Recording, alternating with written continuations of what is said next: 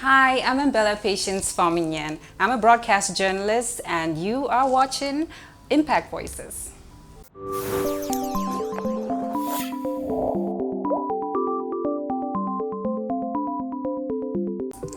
I am Embelle Patience. I am a broadcast journalist. I love working on radio and television, and I've been doing that for a couple of years now, a decade and a half, I think.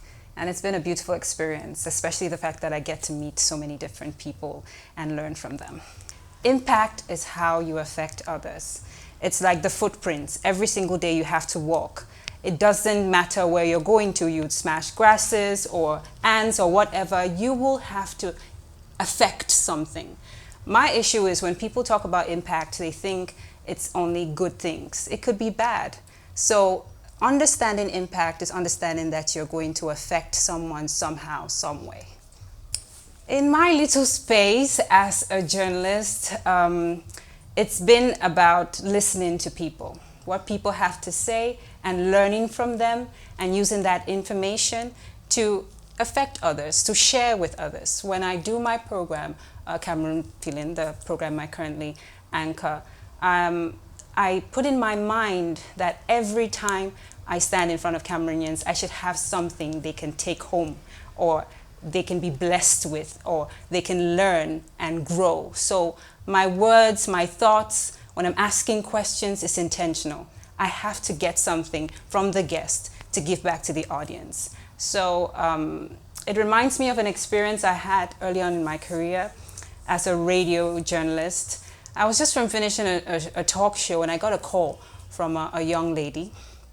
And she said, "Patience, I just want to talk to you." I'm like, "I'm not a shrink or a psychologist, I'm just a journalist." She said this thing that stayed with me. "I have a feeling you will listen to me." Why did that stay with me? Because when we talk about communication, we always talk about how well you express yourself, how you should speak, but the listening side of it, we don't focus on. But it's really important, because that's when you get to connect with people. That's when you get to get the information that you give out in the work you do.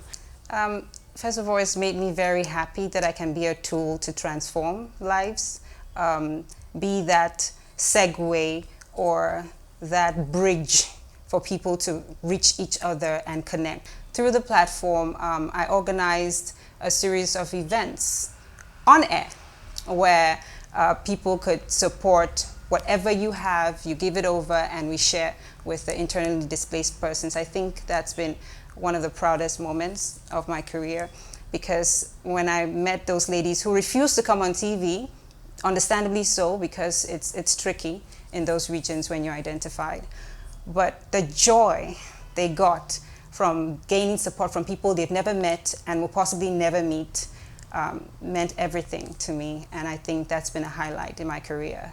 Okay, as I said earlier, listen. That's something we don't say often and we don't pay attention to often. Listen to people, because sometimes people just need you to hear them out.